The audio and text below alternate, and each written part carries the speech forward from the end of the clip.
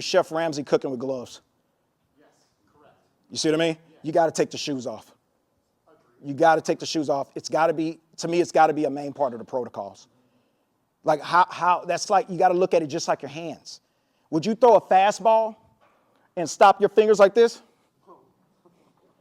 You don't throw change-ups the rest of your career? You see what I mean? The toes are the same way. They're jointed the same way. Why do we look at it so differently? You see what I mean? I'm not saying I got all the answers. I'm just raising, because some of you guys are going to do research and you'll probably come up with something better than what I got. But I'm giving this away because we need to at least be able to look at this and say, hey, he's wrong or right, or we can come to consistency. We need a little of this, a little of this. I don't know everything. But I will say this. I'm not taking a chance until I know for sure. So how would you deal with injury? Because I know Troy Polamalu did this with Marjanovic. Right, with Marjanovic. And let me tell you this real quick before I get off. This is the Marjanovic system. I learned this firsthand from them. So I learned from Gary Marjanovic, right? Gary has been the pusher of this system for the last 10 years. He's not getting the credit he actually deserves, right? He's 84 years old. And everybody only knows Marv, but Gary's really been the one to push this system to the next level. This system was stagnant for a couple years, and he's really been the one. And I just followed suit, and then, you know, really, I had to come to terms with, I didn't really know the principle. I was just doing a bunch of drills. See, I have a very high confidence now because I know the principle is 100% correct. I trust the principle. You see what I mean? So, I mean, I'm a big believer, obviously, out there. Right. But the sports, unless you're on a mat, you're playing sports in some kind of shoe. Right. So when do you have athletes put those cleats back on, put the shoes back on to get that adaptation back into? I do. Yeah, and I think it's necessary. I think it is. Time for you and your athletes. Maybe once a week when we go out to the field, when we go out to the track, that's a time. And then I'll tell them, hey, big toe, because I know their flaws. Just because the shoes on doesn't mean anything. See what I mean? We ought to be training athletes to be in paper-thin cleats. You shouldn't be do track runners wrap ankles? You see what I mean? And so what we have to understand is you get a basketball player, a guy got hurt because he had insoles in. I said, dude, you don't need insoles. You train your feet now. Your feet are different. And he actually got a hairline fracture because he was wearing insoles from the season before. Now he's back already.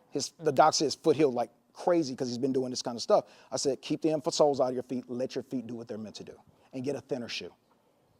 You see what I mean? That's all it is. Like we don't really understand, right? If you start looking at your foot like hands, it'd make more sense. Even though that gloves may protect you, are you going to cook the best or feel the best with them on? So even if I use gloves, majority of my cooking is still going to be done hands-free. I'm going to touch. I'm going to feel.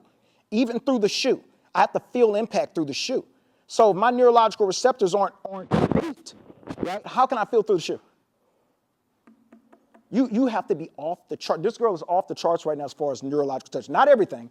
There's things she got to work on. There's actually probably going to be hollering at some people too because I want some other people to get their hands on her, right? I'm not a track coach. I stay in my lane. I'm very big on staying in one lane. And that's how I got good at this. I never wavered. I stayed one thing. I said, I'm going to make this one thing better than anything else. That's all I focus on, is this one thing for 10 years. You see what I mean? Has it crossed my mind? Hell yeah, it's crossed my mind. I love lifting. I got an L4 and L5 to prove it. I love it. I love that shit. I still go in there and back hurting, whatever. You know what I mean? I love it. I love Arnold Schwarzenegger, Ronald Coleman. Those are some of my idols. You know what I mean? But that's their sport. This is ours.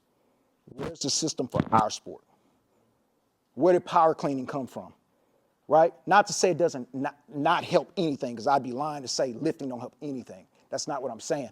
But is there a pattern you could be doing or a move you could be doing that would make you a much more exceptional athlete in what you do on a daily basis that's much better than a power clean? It's tomatoes.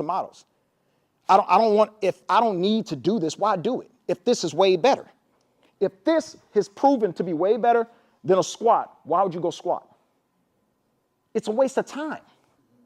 So that's what I'm saying.